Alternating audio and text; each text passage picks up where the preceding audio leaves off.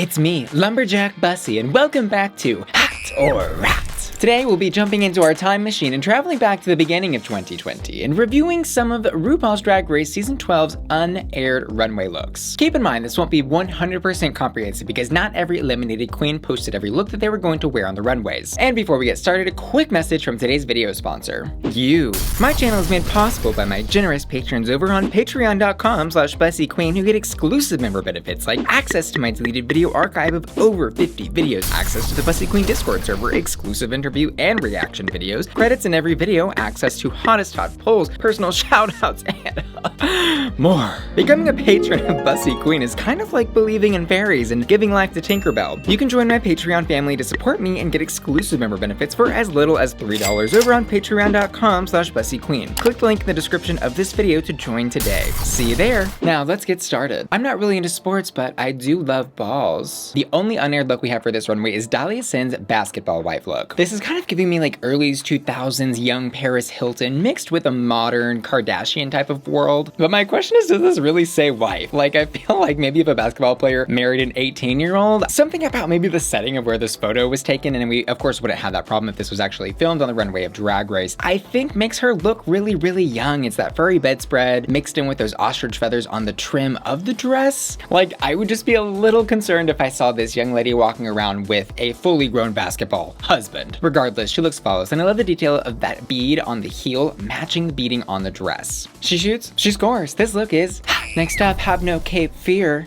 M Sakura is near. This is from the Planet of the Capes runway episode 5. This is giving me like pirate meets European royalty in like the mid 18th or 19th century. She's got this little heart cut out on the butt. This is the reason I hated to see her go but love to watch her leave. I love all the details and beading and purling that she put into that cape. It looks really intricate and it took a lot of time. I think this look would have been more effective if she had set course in one destination or the other. Either give me full Royal Fantasy or full Pirates of the Caribbean. And I want to rock this look solely for those Forever 21 anklet booties that she's wearing alone. But the cape was really well done. I think it had some fun details and she created a fantasy, which I think is one of the most important things you can do with your drag. So we're going to leave this one at a warming up. Next up, it's Dahlia Sin, aka Miss Melon. I'm not 100% sure that she was going for a green and pink watermelon fantasy with this look, but that's what I'm getting and I love it. She looks really juicy in all the right ways. Those hips are rocking. This gown is gorgeous. The cape is beautiful. This is something that would have moved and flowed beautifully on the runway. Like, give that thing a couple of twirls. My God, she looks so chic, fashion forward, and just, flawless. She's a gorgeous watermelon swirl of fashion. She looks hot. Let it go. Watch that get copyrighted in 0.001 seconds. Let's switch it up and look at Miss Nicky Doll's looks from her Frozen Eleganza runway and episode 6 Snatch game. This is maybe Elsa at like 45. She's getting into her maybe rock and roll kind of pink era with that shorter swoopy hair but still wearing the icy crown. That really soft wavy beading detail gives this gown a movement to it when you look at it that I think is really, really pretty. It's kind of like one of those animated winter chill swirls that you see in cartoons. It's very pretty, it's simple, and I think it's hot. As for her Snatch game, she's eating cake, but did she save us any? I think it would have been really cool to see Marie Antoinette brought to life in the Snatch game because Marie Antoinette has been such a recurring theme on Drag Race and is, in general, a drag staple. I don't even think there's a season that we can go without her being referenced in some way, form, or another. Could Nikki have made it funny? I don't know. There was some, I think, mixed reactions to her baby character that she did in that one acting challenge. I think people that were native French speakers found it hilarious, but then a lot of English speakers were a little confused by it. This look, though, is breathtaking. Seriously runway ready. We don't typically see somebody get a fully custom, tailor-made 18th century gown for a Snatch game comedy challenge. We just don't see it. Take the cake out of the oven because it is hot. And finally for this episode, read all about it. She's got the scoop. It's Dahlia Sin. This, she said, you know what, I can do drag too. I'm gonna be an ice cream cone, double scoop, whipped cream, and the cherry. Every centimeter of this is beaded, bedazzled, sequined, you name it, she's got it on there. She's dripping, she's oozing, she's melting, she's so hot. I think if there was a runway for her to go balls to the walls on, this was going to be it, and this was going to be a true serve. The only thing I would change here is to maybe put some sort of fascinator or a slightly bigger hair on this look, just because the rest of it is so elaborate and crazy, but damn, it's great. As for her Snatch game, how are ya? She apparently was going to do Jeffree Star, the eternally controversial YouTuber and beauty guru. I don't really see Dahlia as a comedy queen, but sometimes people can surprise us, so I'm not gonna pass any judgments here. But the look, I think, is okay. I think the hair is a little bit long for Jeffree. This is like Dahlia does Jeffree. She probably honestly was saved a little bit that she didn't do this on Snatch Game because the backlash during this time period would have been probably a lot to handle. And honestly, it probably was a lot for her to handle just posting this on Instagram, so I'm surprised she even did that. And finally, rock on a rock. It's M Sakura. This look is very obviously directly inspired from Elsa's look in the animated movie. I think it's very pretty. It's like a jacket slash dress slash bodysuit. It's 5 different things in one. It's for the frozen girl on the go that has her business meeting in the middle of the mountains and then has to make it to her dance recital at 6. I think I would have liked this look a lot better without that big tulle bump on the butt. It's a very specific fantasy, but rock looks beautiful, and all I can say is rock on. This look is hot.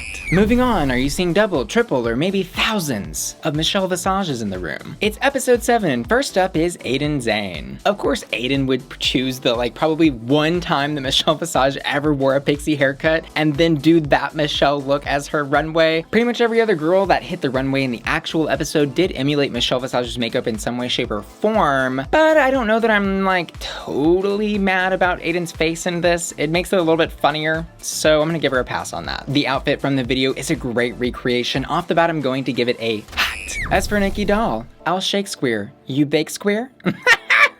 Nicky Doll did this random Michelle look that she wore for season 7, the Shakespeare episode. Interesting choice. I didn't think of that as something as super iconic, but apparently the reason she chose it was because of the quote, "I don't like messy bottoms." And girl, I don't either, but I do like a sloppy toppy. It's a good recreation of Michelle's look. This look really relies, I think, a little bit too much on the quote being from that episode because that is on the back of her cape, but she looks good. I'll say this look is hot.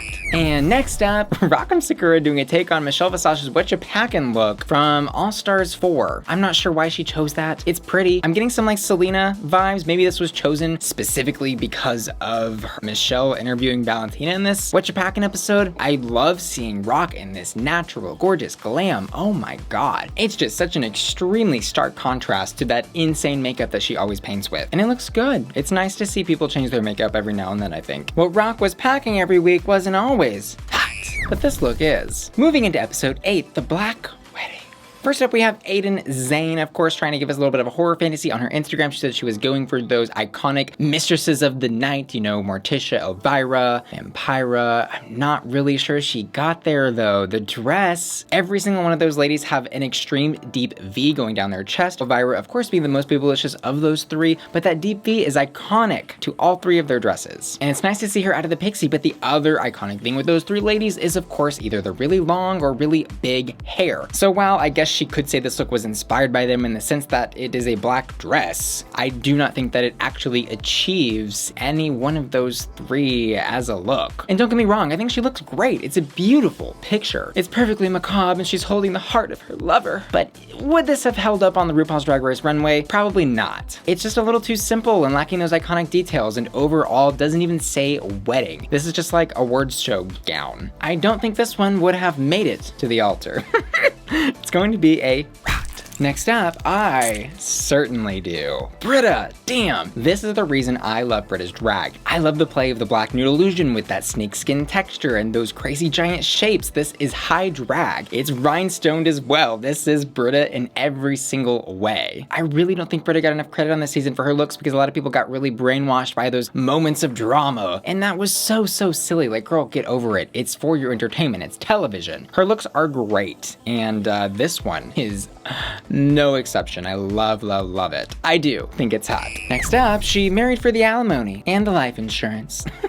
It's Dahlia Sin. This look is killer. It's gorgeous. It's so gorgeous. The train on this absolutely reads bride. I've been waiting so long for a queen to do a train the size of the runway, and this would have been that look that I was waiting for. It's fashionable, chic, and maybe even what an actual bride would want to wear on the runway. She's bride and gone to heaven. It's hot. Next up, they say your stained glass chess piece is the window to your soul. Or is it your eyes? can't remember. Anyways, it's M Sakura. Definitely the most unique wedding gown in the bunch of looks that walk and of looks that were unaired. I like it though, it's really fun. No one else thought to incorporate such colorful elements into their black gowns, with some blood red velvet detailing along the sides, maybe in the train, and then of course in that stained glass piece on the chest, which is really pretty. Would her candles have been able to have been lit on the runway? I'm not so sure, but regardless, this look is hot.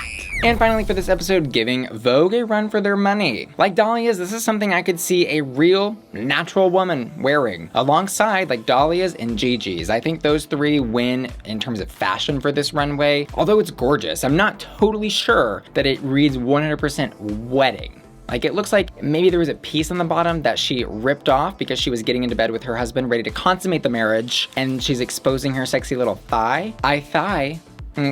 This look is hot.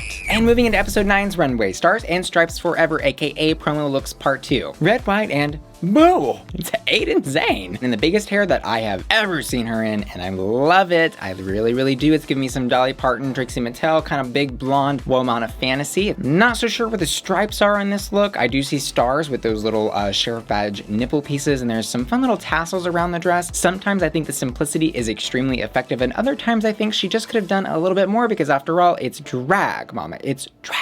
But because there's no stripes, I don't really think it even meets the category at 100%, so I'm going to give this a warming up. Next up, I pledge allegiance to the filter. It's Brita. This is the first time I really looked at a Brita look and was just like, I think the little star headband thing somehow looks a little too cheap for me. Alongside those earrings, it's a little bit Claire's or something. And I really am not loving that clear lacy moment between the red stripes, exposing that white plain bodysuit underneath. It's missing that shape, that volume, that crazy mermaid silhouette, something on the shoulders. Brita always goes above and beyond, and for this one, I feel like she kind of just cut a hole in a flag. Does it meet the category? Yes. Is it my favorite look? No. I'm gonna give this one a rot. Next up, a young Farrah Fawcett poses as Dahlia Sin for this runway. I just can't get over the Charlie's Angels-esque-ness of it all, which I really love about it, but does it do enough for a runway? I don't know how this would hold up there. I think in the picture it's gorgeous, totally hot. But without the motorbike, the centerpiece of the outfit I think is just a little bit plain. There maybe isn't enough stripes. She might have been read by some of the judges for not having that element on her outfit. I think if this were going to walk a runway, she needs one more thing. Maybe a helmet. Walk in with a helmet, take it off, carry it down the rest of the runway. Otherwise, it might have ran out of gas a bit too soon. I'm gonna say this one is warming up. Next up, Bitty Bitty Jan Jan. I'm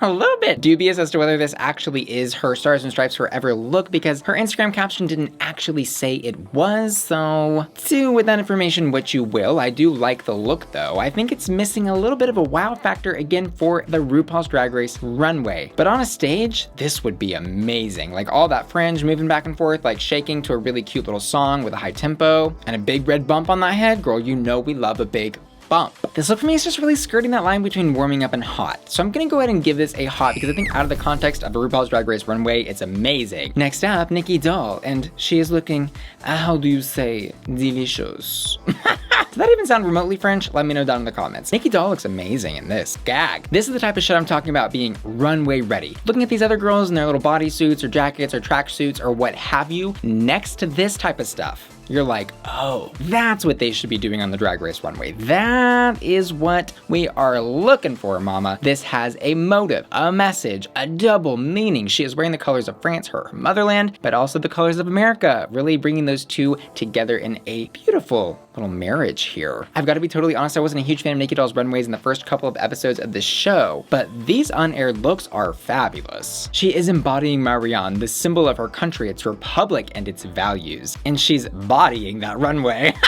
She looks hot. And finally for this category, I like the shoes. It's not a great outfit. I think even Rock would admit that. It doesn't fit. The patterns that she chose for the fabric are wrong. The tattered little red thing, mama. Thing for me with Rock and her looks from this era at least, when she killed it, she absolutely like filled a full fantasy and gave me high drag, and it was amazing and great and you know, takes you out of this dimension. Again, I think that's what makes her drag character so successful. But when she didn't, she truly didn't. I don't like it. It's a rot. And moving into episode 10, win the Makeover Challenge drag family resemblance. I'm gonna do a little speed round on this one just because I think makeovers are so situational to this show. You can't possibly just look at an Instagram picture and evaluate whether or not the makeover would have done well on the actual episode, because on Drag Race they have limited time. In these Instagram photos, they may not have even been paired with the people that they would have been paired with on the show, etc. You get my point. First up, Dahlia Sin. I don't know, S&M, Rihanna, it's hot. Next up, Zhane. It's pretty. All we can really see is that she basically painted a clone of her makeup onto this other person, and they both look really pretty. I'll give it a hot. Nicky Doll cloned herself. Great. Hot. M Sakura. No ma'am. No, ma'am. Attack of the bodysuits. What was up with Rock and her bodysuits? She loves a bodysuit. It's bad. It's a rot. Widow Von Do.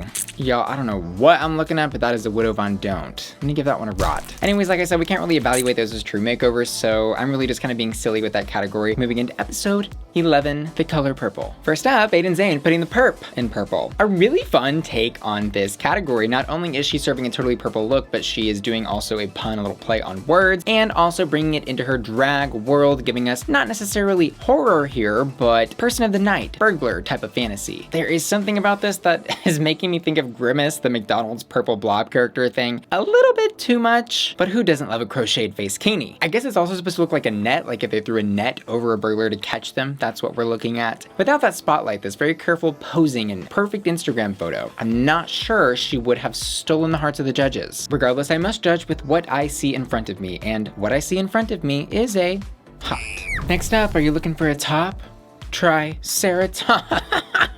Well, Brita's got you covered. The reason I love Brita, stuff like this. So much entertainment value in a costume like this, and it has that crazy runway wow factor that I'm looking for from these girls. Brita's drag has that element to it that is a little bit costumey, similar to, I would say, like Bindelic Rims, and that's what makes it so much fun and magical to look at. Even though her run on the show was extinct by the time she could have worn this look, I'm going to give this a hot. Next up, Monster. Hi, how are ya? Get it, because her Snatch Game character was going to be Jeffree Star. Anyways, I like the Dahlia painted her face purple for this. I maybe would have liked to have seen her do a bigger hair on this. This also would have been a really great chance for her to try a different brow shape, because I think one thing with Dahlia is although her makeup is so strong, flawless, and beautiful, she rarely takes chances and goes outside of her box. The actual garment though, it's great. It's very rebelde, very much giving me that like rich Spanish girl in the private school, but like I guess from hell. It's really fun, and I think she looks muy caliente. Go Zhane Rangers. I'm not totally sure what Zhane was going for this. It's just basically a purple bodysuit. It's cute. Hair's fun. Like it fits the runway category, but it's not really conceptual in the way that many of the other purple runways were. I'm gonna say this look, while it looks good, isn't my favorite. I'm gonna give this a warming up. Next up, Nicky Doll. I wish this was a look I was seeing on the TV right now, because I could make a joke about how her hair is super grown out because of quarantine and she needs to go get a trim. See how funny that would have been. This is the glamorous purple cousin it that we didn't know we needed. I don't hate it, but why are we wearing a dress made out of hair? The crazy thing about this is when you compare this to, for example, hair runways, this is better than like all of them, but in the purple runway, you're just kind of like, why did we do this? But I like that she took a chance, and for that reason, I'm going to give this a hot. Anyways, I hate to cut the discussion on this one short, but we must move on. Next up is M Sakura. This is what I'm talking about. When it hits, it hits. Iconic. I think Rock was just in such a period of growth when she went on Drag Race. That's kind of why we're seeing hits and misses be so distant from each other. Almost always selling a fantasy. Like she always has the vision, but she couldn't always quite execute them to the level that she needed to. But this is great. If you're unaware of why I'm loving this so much, she is doing Lumpy Space Princess from Adventure Time. It's so cute. Rock really took us into her galaxy with this one, and I would slump on those lumps. This look is hot.